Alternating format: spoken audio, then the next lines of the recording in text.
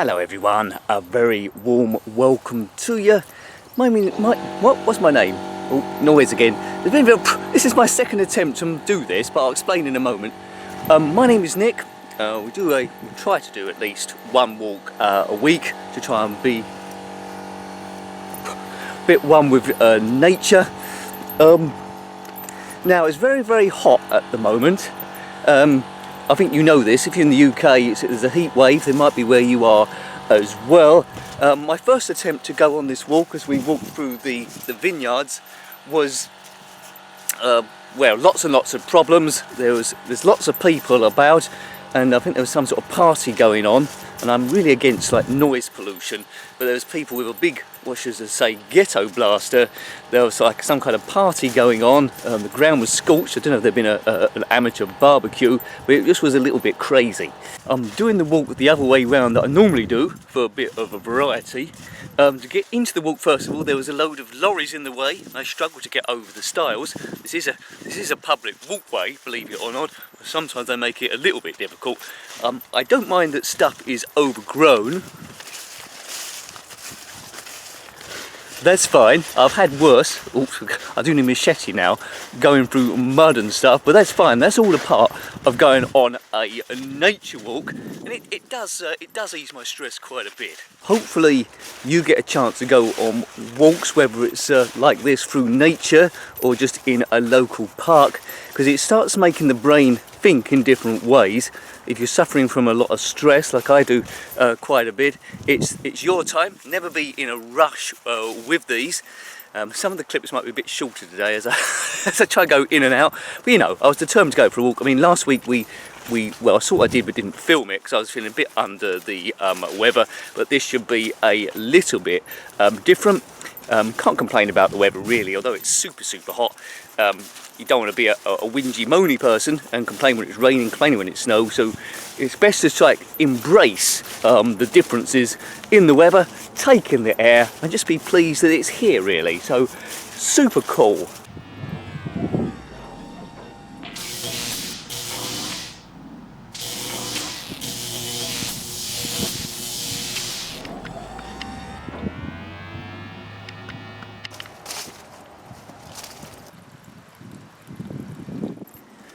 This is one of the, I've got some styles to negotiate here, filming and styles at the same time. Woo.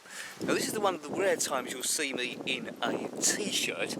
I'm more happy with overcast weather, so I'm quite slim, with a jacket on. Woo. With a jacket on, not a jacket potato. And yeah, I mean t-shirts are okay, but I'm always a bit conscious that I've got quite slim arms. I shouldn't do. I mean, we've always got hang-ups a bit how we look, haven't we? Where it's our weight, our nose, one foot's 27 sizes bigger than the other. But you shouldn't worry about it really, I don't think. We're living in a world where it's like an Instagram culture, isn't it? And even supermodels are editing blemishes off their face. Yeah, anyway. Good. It feels good to be out here again. I feel a little bit unusual because I had my mental health wobble, but I'm really grateful of these outside spaces.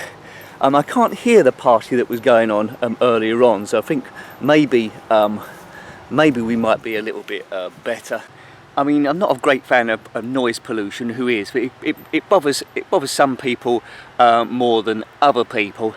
But I was really surprised, you could hear it from quite a way off. They definitely have some sort of party. I think some beer might have been drunk. You know, I've been there before in the past, years and years ago. I have to think back to the times where maybe not quite as responsible as now. Couldn't get served in pubs because I looked so young, so I might have gone out drinking.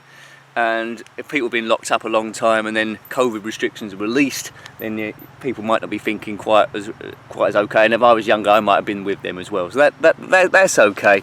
The thing I don't like really is if they leave rubbish behind. Hopefully they won't do.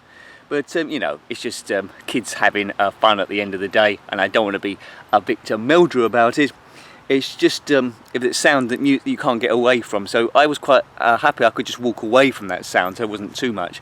How do you feel about that? Is this noise pollution you don't mind? I mean, occasionally when I'm on the bus, I think it's happened about 3 times in about a year, there's a guy from, well, I guess he might be an Indian background.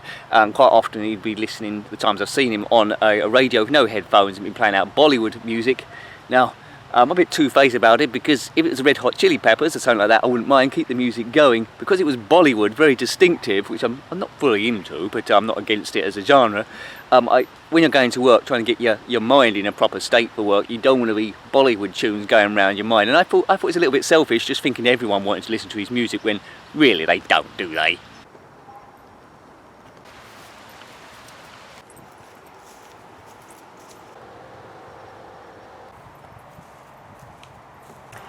So we're sort of like getting back to normal. I mean, this week we did a live stream on Tuesday, so thank you if you managed to drop in there. We had quite a bit of fun, and I hadn't lost it. I was back going great guns. Although there was, I'm pleased this happened really, there was a technical problem, but I solved it quite quickly. I think I was about 5 minutes into the live stream, well, not very long, and then all my windows shut down, so I thought, oh dear, is the live stream still going on? But somehow it was still connected to the YouTube system. I got the chat box back, and a few of you said you could still hear me, so that was a bit problematic, but I got that back running, and then the rest of the stream was pretty much okay. So that wasn't too bad. Yeah, I mean, I hope you've liked seeing the videos. You might have watched one of them, two of them, all of them, or none at all. I'll quickly go over them now to give you a chance that if there is one that you've missed, I mean, if you click the bell, it should give you an alert when a new video goes up, and I do put it on Twitter, on Jenkins7Nick, but you know, you might have missed one of these, and if any catch your eye, give it a bit of a watch. Yeah, hooray, and all those sort of things.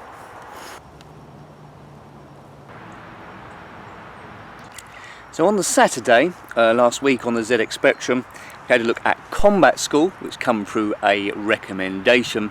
A lot of people love this game. I didn't really get on with it too much, but it might be a case that I haven't picked up the tips of it. I was playing on the 48K, and I was told the 128K's got music that really lifts it, and that's quite true, and happens in a lot of games. The music can make it if the game's not particularly good, and lifts your own imagination of it. And I was playing it on the keyboard as well, which practically wasn't the best, but I've got past the stage now where I don't want to keep replacing joysticks, you know what I mean. But essentially you're an army man, goes over different obstacles, there's firing ranges as well. On the Iron Man challenge of it, because it's different events, he looked like he wasn't wearing any trousers, so that gave me a little bit of an amusement. So there we go, Combat School. Titanic Blinky we looked at also, quite a late game from Zeppelin Games. It's a platformer where you control a ghost. Apologies if there's wind on the camera, I feel it coming past me now. But anyway, you control a ghost who's also a secret agent, and oh dear, that's got an insect on my hand that I've never seen before. Yes, if I turn into like Spider-Man during the video, then that's fine. I won't do. I haven't got any time for special effects. What was I talking about? Curses a brain that goes off on so many tangents. Titanic Blinky, yes, you play a ghost who's a secret agent. I got as far on that, but it's a good. There's not too much colour clash. It's quite a nice game. There's a game before that called Blinky's Scary School, which I haven't actually got to work yet. So, you know, that might be worth looking at as well, if you can get a workable version. Then what? Oh, there's too much wind there. It's not coming from me. It's coming from somewhere else. The weather system. Did I mention it was hot? I did. Anyway, Homebrew. Asteroids RX by Alan Turvey, or High Rise 2021. It's the nearest you're going to get to asteroids by Atari from 1979. Let's walk it. Might get rid of the wind on the old camera. So yeah, a really great conversion. You might know other ones we've covered from High Rise, Bruce Lee RX and Jetpack RX, and these do like similar things. Real nice game. I think the version I'm reviewing is a pre-release version. Although I said it's on the 48K in the review, with the sounds, it might be on my emulator utilising the AY chip, so it might be the 128K version. But there we go. It's a pre-release version, and I go over the notes that I've given. But very impressive. My favourite asteroids game would have to be Meteor Storm still, but only because it's got that retroness. I just remember shooting things as they come on the screen, and as a kid I thought they were pulled pies, and it's those sort of observations which you never forget as a kid at all, really. Right, I'm undercover now. It might be protecting me from the wind, it might not. On the Commodore Amiga we played a football game. hopefully you got, if you're a supporter of England or anyone else, hopefully you've got the Euros out of your mind. We played Wembley International Soccer. Now it's no kick-off to or sensible soccer, that's for sure, but in terms of a sideways views football game, it's not bad. I struggled with it, but I struggle with all football games, so I've learned how to score. It's like an enhanced version of Emlyn Hughes soccer, I suppose, if you like that one. So well worth a look, got very arcadey style. I can imagine running into a game a bit like that in the arcades. What else we did? My memory's like a sieve. On the Mega Drive or Genesis, we covered Alex Kidd in the Enchanted Castle. It's a platformer. Alex Kidd was Sega's mascot before Sonic the Hedgehog came along and blew all the competition away at that sort of like point. My only problem with this game is it does look a bit, load of mosquitoes here. I'm going to get bitten in my t-shirt. Why am I wearing a coat? What do you say about tangents? Yes, the only thing with this game is it does feel a bit like 8-bit, and I think the game may have felt a bit more at home on the Master System rather than the Mega Drive, but it was Sega's leading man at that point, so they was going to push that on, weren't they? It was always going to push that on. And the last game we looked at was Duke Nukem 64, a first-person shooter, much in the style of Doom or Quake, and it's got lots of great lines in it. I wasn't very good, but we know that now. It's all about fun. It's all about easing stress and how you would have got on your first, second go. And on this game, I think I would have persisted with it. I've reviewed Duke Nukem on the Game Boy Advance a long time ago. This is quite a bit more advanced as you would expect. So they were the 6 games. If you remember, you know every Sunday what games are going to follow on the next week. So thank you to the members. And we'll come to them a little bit later along the walk in the video, if you can see me. Thank you. Man, it's unbelievable the amount, you might be able to see them darting on the camera, you might not, it's unbelievable the amount of gnats and flies flying around as the temperatures get hotter and hotter in the UK and climate warming in general. You're going to get more insects, aren't you really? Is that a good thing? Well, we'll soon find out. I can't film and get over this. Yeah, I'm going to try it. Try it, Nick. Oh, God. Ugh. What's the worst thing that can happen? I think, oh dear, right, I won't be having any kids for a while, but that's lucky because I haven't got any kids anyway.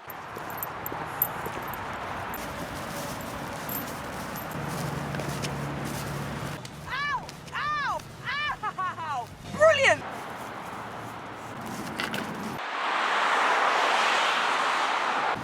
Brilliant! It was a bit, God, loads of obstacles today. It was a bit tougher to get in.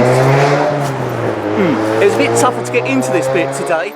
Looks like they're doing some kind of, man it's loud, some kind of roadworks, if you can indeed hear me. They've ploughed up the land a little bit, so they've done loads of work there, ploughing up the land, created a slightly different entrance, boarded up this one, but they haven't cleared the red rubbish bag. I mean, how lazy is that? Talk about just doing the work that you're supposed to be doing and then not bothering to do anything else. Isn't that what most people do nowadays? Absolute craziness.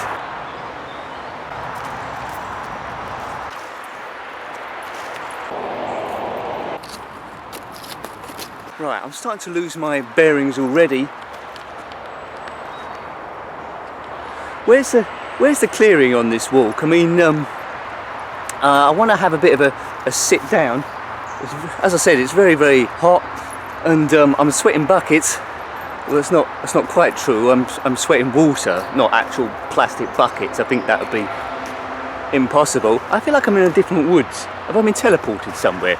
Yeah, I'm just sweating normal water, and then we'll have a bit more of a talk. I feel a bit weird not having a mask on, but I'm the only one in here, so I think that should be okay.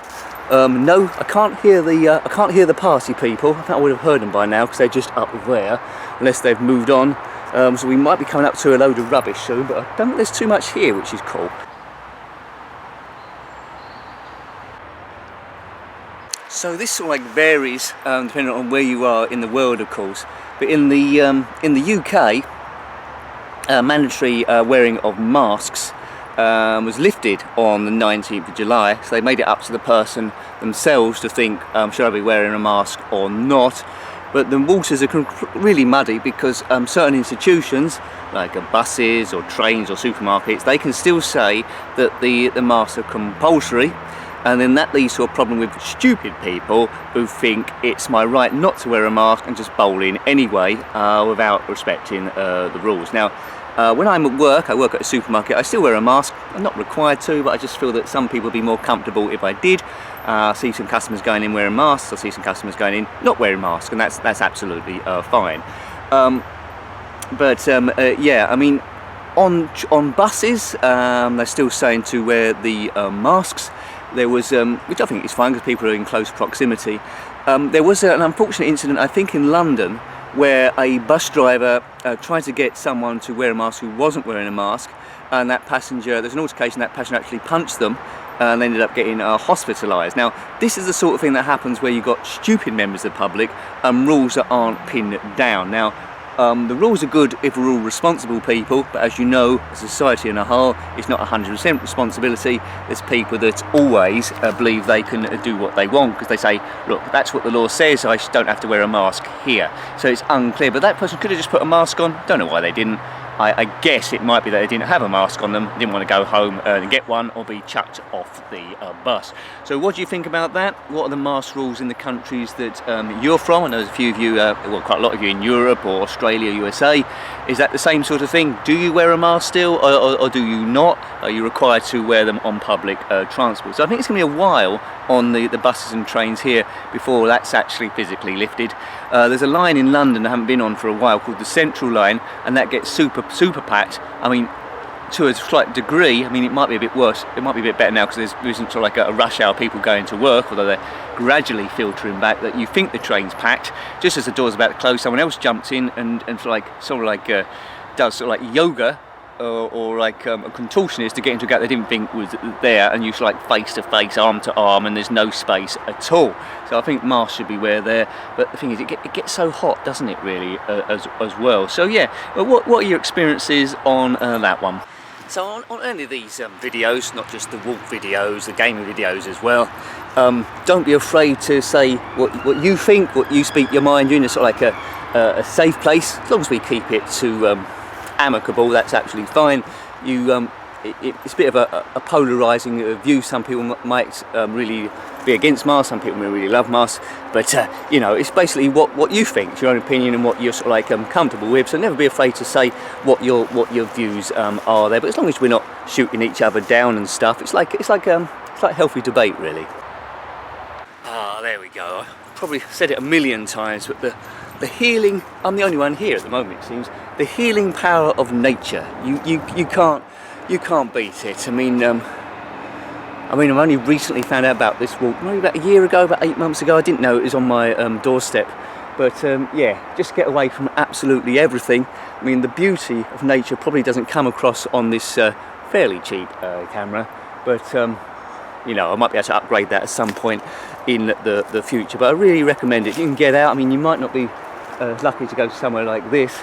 You might have someone better, actually. There's no like lakes for me to walk past on this one, but that would be quite nice. I think one I used to do diary vids on, there was like a duck pond, so maybe I can go there, but it's a lot shorter than this one, but if you can, do so. But just breathe in, breathe out, take in the air, take your time, as I say. And yeah, good. I mean, nice like a cover here as well, the shades on it, brilliant. I fancy a beer now, but I'm really surprised there's no rubbish in this bit at all, which is absolutely fantastic. I don't think this is National Trust, but if it is, and you're watching it, oh, there's a can there, but you've done a great job here. And if you're one of these people that litter out, shame on you.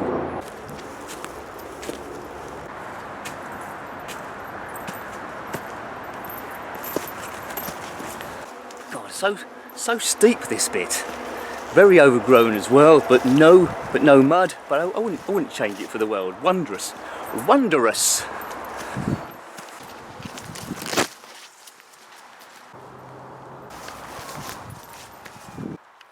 Okay, I think we're going to be okay now, because this is the sort of area where the ghetto blasting was going on.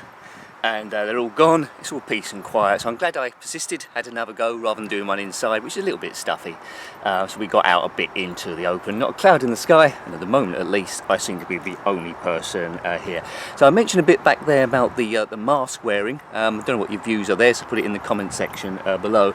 But I work at a supermarket. It might have been a coincidence, haven't been in for a couple of days, the way, well, this has been recorded on Thursday, but so I would have been there today, but I'm not today. I'm confusing myself. Anyway, I haven't been in the last 2 days at time recording, and the day before the stock was a little bit low, but it wasn't super low. And I've sort of like been reading that this app that the government app, when you get pinged that you've got to self-isolate because of COVID, this leading to a shortage in workers, lorry drivers in particular, who can deliver the goods. And some supermarkets is like having empty shelves. Now I don't know if my one is affected, but that might affect my overtime if there isn't.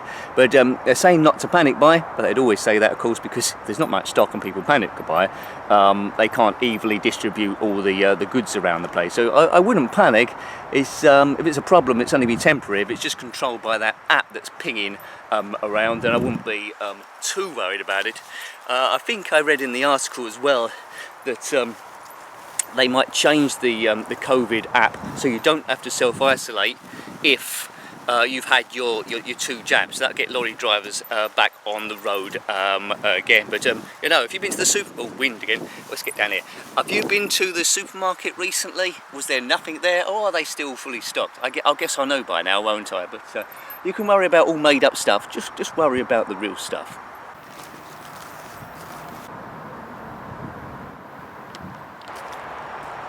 The Formula 1 is starting to get a bit interesting, as I always thought it would get to this conclusion, as Max Verstappen gradually gets better machinery to challenge Lewis Hamilton, who hasn't really been challenged in the last 6 or 7 years. Throughout the histories there's been power struggles when 2 top drivers turn up, Ayrton Senna and Alain Prost, Nelson Piquet, Niki Lauda and James Hunt, and then it comes to blows and people get a bit desperate. Michael Schumacher knocking people off the track. I think when it comes to the best drivers in the world, those would rather like crash off rather than actually lose the race.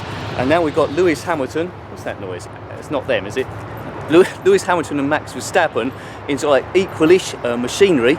If you saw the British Grand Prix last week, you'll know that Lewis Hamilton knocked Verstappen off at a high-speed corner called Cop St Silverstone, one of the quickest corners in the Formula 1 calendar, and Max Verstappen had a crash, pulling 51 Gs, that's 51 times gravity in the crash, severely winding him. Don't know how he survived really, and he had to hospital for checks. I think he's going to be alright for the next race. It isn't back-to-back races this time, and that's just the start. Now, there's lots of different views here. Some people say Hamilton was okay to go for the move, some say that it wasn't an overtaking position, but Lewis Hamilton pulled the same move later on in the race to overtake Ferrari's Leclerc, although he's in a much quicker car then, so it's a different kettle of ball games. Fish. I think the move was over-optimistic myself. I don't think it was an overtaking position. Hamilton had almost got alongside, but Max Verstappen was one of those drivers that will never yield, one of the best drivers in the world. He was never going to yield, and there's always going to be a crash there.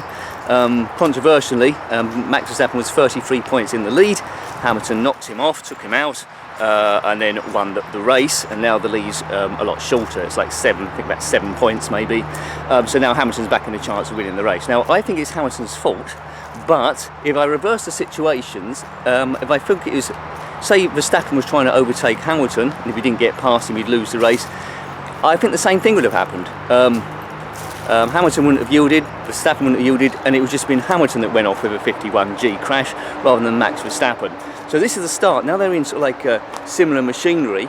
We're going to have a lot of this stuff where neither of them then yield, and there's going to be a few crashes. That's what I think. Hopefully it doesn't get dangerous, although Formula 1 is going to be a bit dangerous. There could be some fireworks.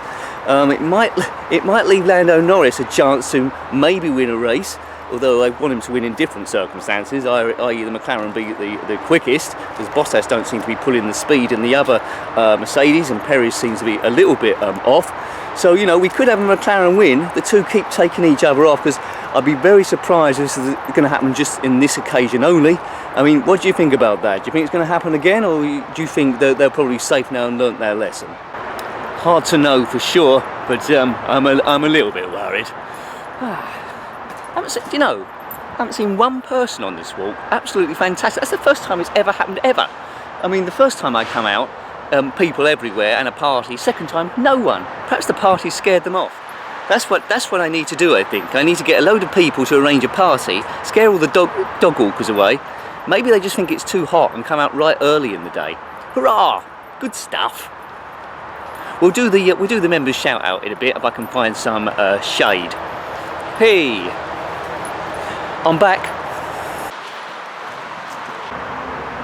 as usual, a huge thank you to all the members that are supporting the channel. Thank you to subscribers as well, because that makes a difference too. But massive thanks to the members who've gone a bit above and beyond to help me try and pursue this, so we do more videos like this, maybe improve the quality as well, but keep it fun in our path to beat stress, and we help each other as well. I mean, I speak to a lot of you on Twitter. It's a bit noisy here. I think we will need to get round there.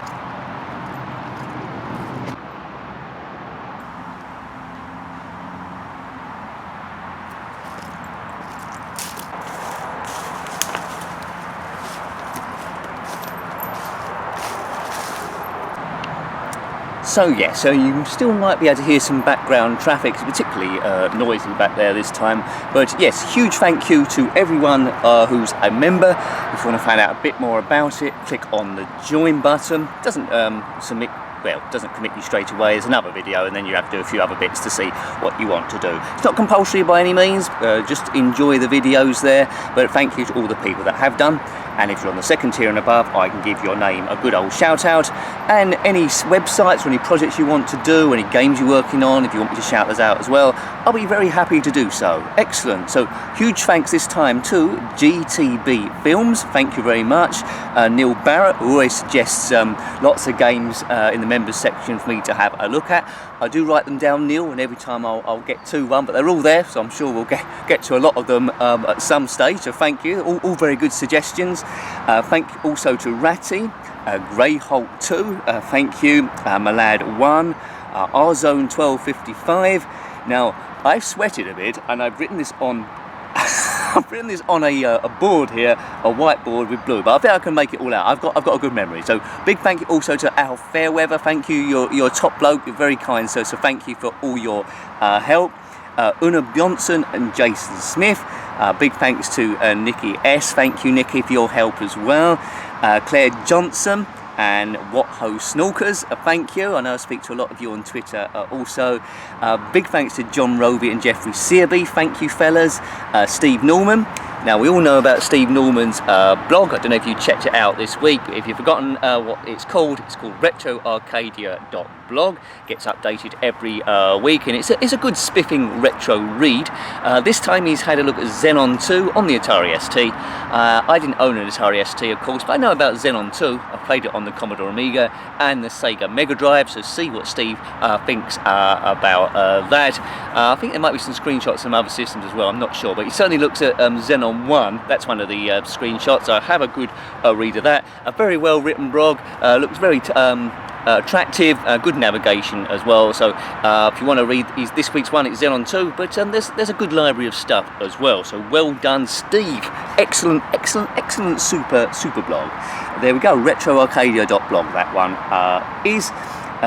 Big thanks to Lemmy Barnett. Thank you, Lemmy. Steve Q, so power to you, Steve. Hope things are going okay. You know, you've helped massively. If I can help you at any point, let me know as well. So you're a top man. Thanks, Steve. Big thanks to Phil Hill, Rossi Bossy. Now Rossi puts in the hours. Might work even more than me, and when you do that, every so often you might get a energy crash. So keep going, Ross. Keep having the fluid, especially in this heat, and you're doing great stuff. I'm sure you're not having an energy crash, but you're doing well. Always take a rest every now and again. And I know it's advice I'm giving that I don't take, but I try to. That's the idea, and sometimes you tell me as well. We help each other that way. But if you want to check Rossi's site, it's rossibossy.itch.io.